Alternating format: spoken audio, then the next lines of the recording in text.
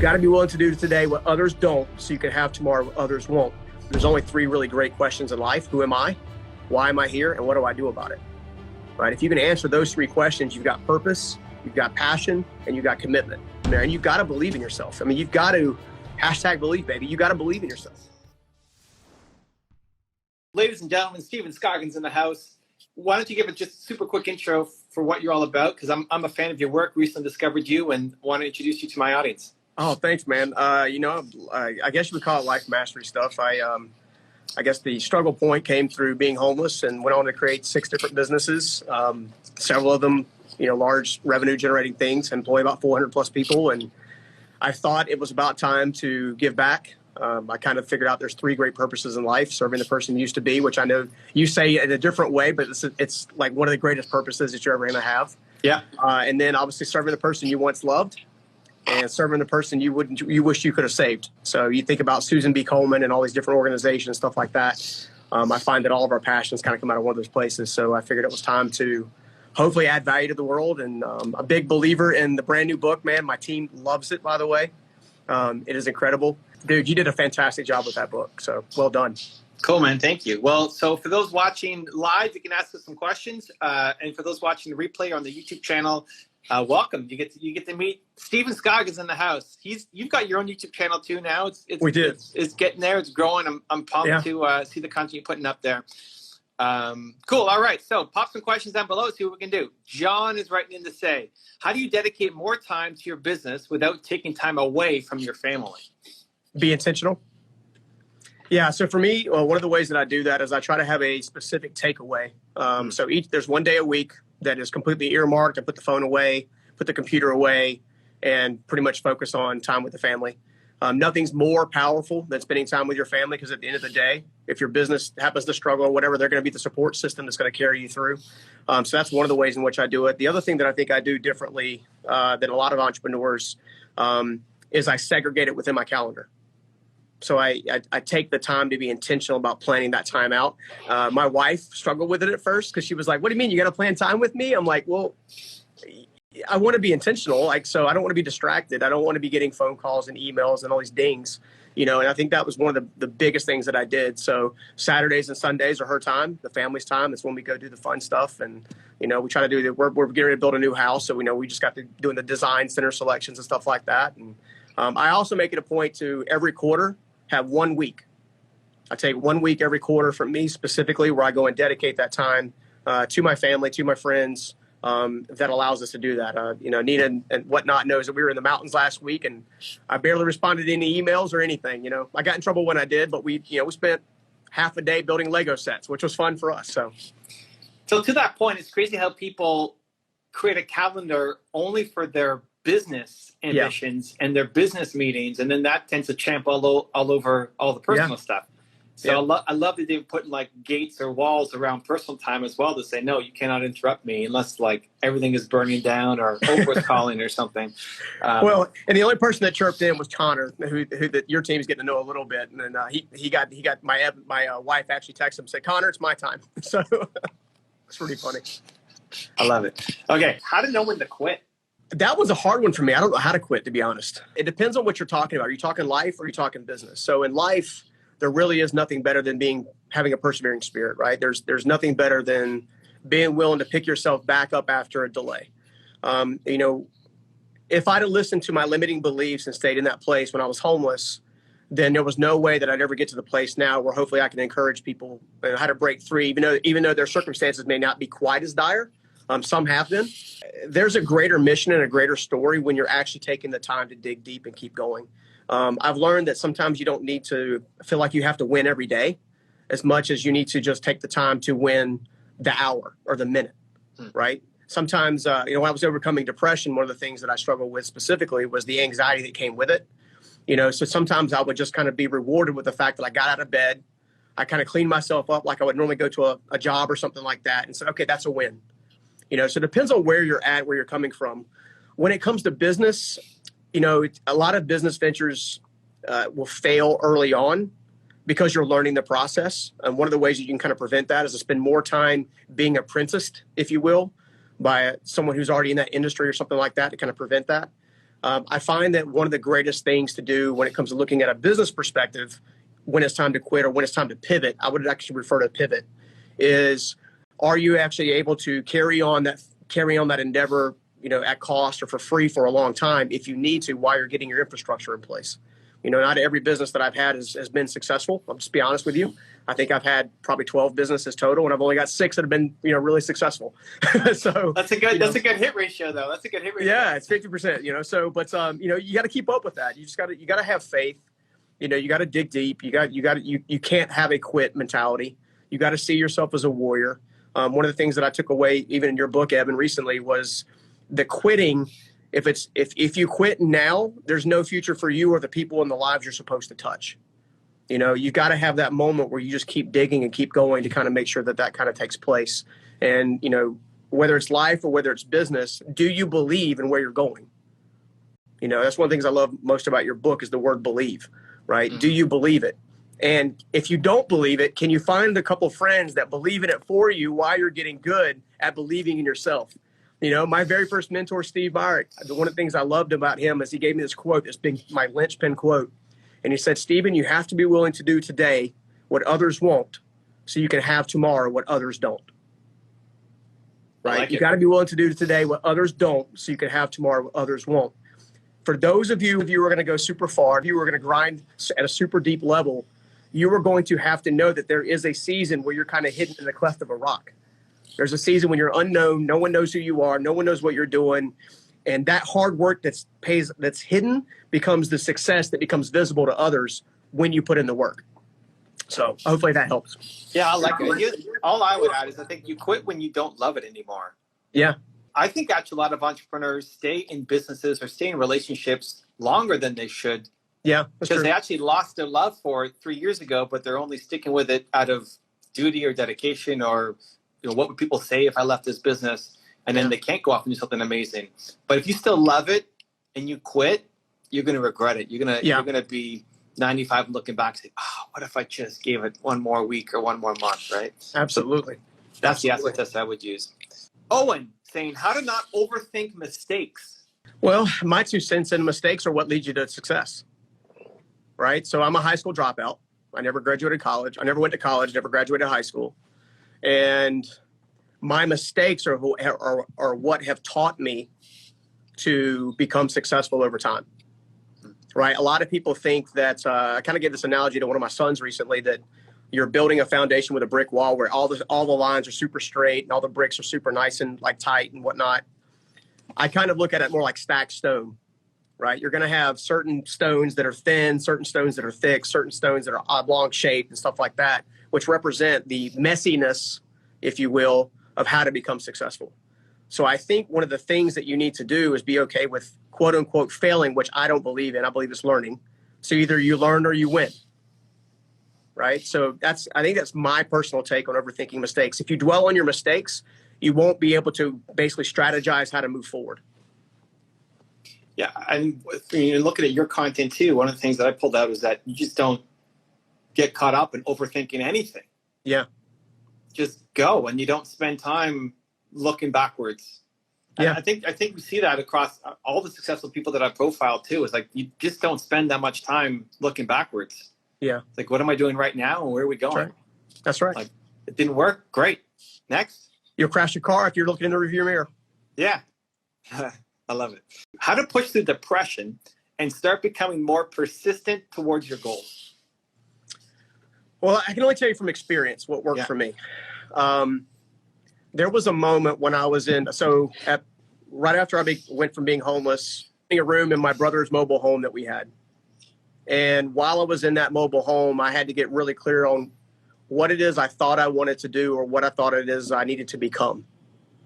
So one of the most pivotal moments for me was just having a notepad and a pen and laying out what would be the perfect life if I could actually create it. Not knowing if I could or not, right? But actually taking the time to kind of just dream.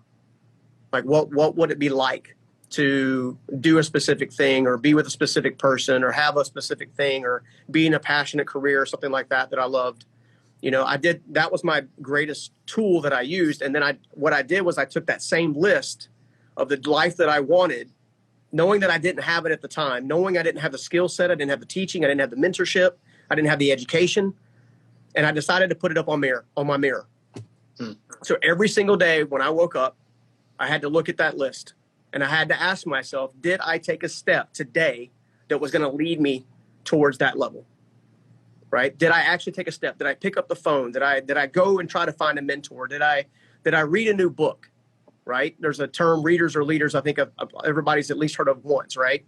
Books are powerful, right? Those are mentors in print, right? Those are mentors from a historical nature that have already been there, done that, right? Did I take some time that day? And what I did was I let my life build on each individual win, step by step by step by step. And then what happens is you don't really realize you're coming out of the depression state, or you don't really realize you're coming out of anxiety or fear. It happens because you're taking a daily step. 365 days in a year, if you take a step every day, you're already going to be a lot further along than if you've never taken a step to begin with. So why not just take one step? So how did you get over that? You're sitting there and you were homeless, you're in your brother's mobile home, you write these things on a mirror. How do you get over I can't do that? Like, that goes, me?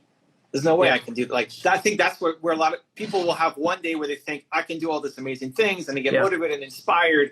I'm going to go change my life and be a millionaire, or whatever. Yeah. But then they wake up the next day, it's like, I can't do that. Especially someone who's depressed. Like, how did you get out of that? Well, for me, I focused on the tactic. Like, I focused on the step. I didn't focus on whether or not I believed I could do it or not. I didn't focus on my limiting beliefs at all. Because, to be honest, I was completely unsure. But I knew if I didn't at least try, if I didn't at least take a step, then I knew I was never going to get there. So I set my goals pretty high. I raised my standard, if you will. I decided that I was going to, get up every morning and, at 5 or 6 a.m. and do some workout just to kind of get my blood flowing, right? I just changed my behaviors based on the life that I wanted, and it happened slowly. Literally a year later, you don't even realize you're coming out of depression until you can literally look back a year later and see it's happened. Right? If you focus too much on, hey, I feel depressed, I feel like I don't want to play a role in the world. If I feel like, there were certain days I didn't want to get out of bed, like straight up didn't want to get out of bed.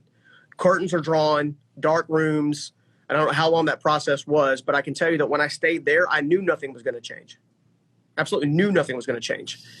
Right? So if you focus on taking it just to take a step, and whatever that step is for you, if you've been killing it for a long time and you've been kind of been an achiever, so to speak, maybe you're going to challenge your perspective on what really matters. Maybe you're going to take the time to challenge, the perspective that you're using to obtain a new skill. Maybe you're going to partner with new people. I've learned a lot by watching a lot of your content recently, Evan, and that's empowered me and encouraged me to kind of dream even bigger than what we've been dreaming as a team here. Mm-hmm. I think you dream big and you take one step a day, and lo and behold, you'll look back like nobody's business, and you'll see that you've actually come incredibly far. And when you're at that place, right, once you become someone new, now you can go back and serve the person you used to be. So maybe you focus on serving the person you used to be rather than just trying to become something different, right? Maybe there's a greater purpose. There's something better and bigger to go after. Yeah, I think surrounding yourself with people who have come out of it, even just as, like, I've never been depressed. I've had anxiety, I've had problems, but I've never been, would never say I was depressed. So I may not be a good role model for you, but Steven has, and he was homeless and lived out of his brother's, mobile home, and now has 400 employees, right? And so if I'm you, I subscribe to Steven's YouTube channel.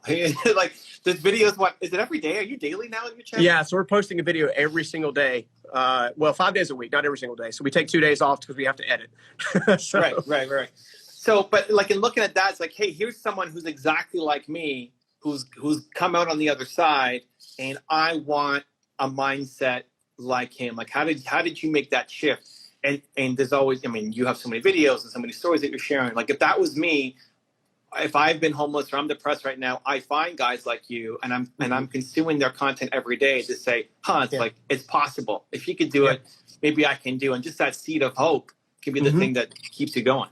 Did you have something like that you looked at and said, this is what I want to become? We didn't have the internet when I first started digging out, but what I did have Steve Myrick, and I did have Susan Batts, who the world will probably never know about, with exception of when I'm on a stage somewhere, I can talk about the impact that they made to me. right? Susan Batts talked me off from taking my life, and Steve Meyer taught me business skills, and he taught me relational skills. He taught me to dream bigger than my circumstances, because had I followed my circumstances, I would have probably stayed in the same place in the same state, right? I forgot who actually originated the quote, but show me your 5 friends, I'll show you your future, right? You got to choose those relationships well. We talked about on one of the videos we had something called the mentorship matrix, right? There's 4 areas that right now in this day and age that you can actually get mentorship, right? There's the one-to-one relationship like I had with Steve. There's the historical, which comes out of books and stuff like that. There's the digital side that comes out of like videos and podcasts and things of that nature, right? And then there's what's called a co-star. There's somebody that comes alongside of you that's kind of in the same place. Maybe they're a little ahead, but like a ping pong partner, like where you can bounce ideas off of, right? Well, maybe this is the right direction. Maybe this is the right direction. There's a conversation. That conversation breeds new thought, which breeds new action, which breeds new results. I love it. And I think there's also the evolving, I don't know if you consider this a digital mentor, but for people, like if you go live on Instagram and people can ask you questions and you can bring them in like this, they may not ever have that opportunity to come and see you and talk to you and you're a busy guy, but they can spend 5 minutes, 7 minutes with you on Instagram live. And actually, it's not just a digital, like I'm learning from afar, but like, hey, I got one question I can ask it to Steven, here it is. That opportunity never existed before. So no, it hasn't. Your heroes are going live. Go try to connect with them. Yeah, and through some of your mentorship, that's actually something we'll be looking to do here in the near future. So I think you would crush it, dude. Oh my, you would crush it. Like a daily Instagram live. I mean, I do it 2:00 every day. I think it'd be great. Well, thanks, man. Well, I got Christian over here in the corner with me from our graphic design team, so she's ready to kind of make sure we get that in place as soon as possible. All right, Christian, let's go. Like at the beginning, what I would do, this is what I did too. At the beginning, I scheduled all of my people who were coming on because I was just building into my audience. And so like, look at how many people already follow you and say, hey, I'm doing a new daily show, whether it's 10 minutes, 15 minutes, 25, I go 25 minutes, but I booked my first 5 guests. Say, would you like to have a free 25-minute one-on-one with me on my Instagram live? Yeah. Right? Like from all your followers, for anybody watching too, you don't need to have 1,000. Like, you have 100 followers, you'll get 5 people who will say yes. Right? And then you start building it up and training them that, hey, 2:00 Eastern every day, I'm going live. And then people will want to join. Like we're doing text questions now, but people are putting up their hands like, hey, can I come in live next? Right? And that will be you. Cool.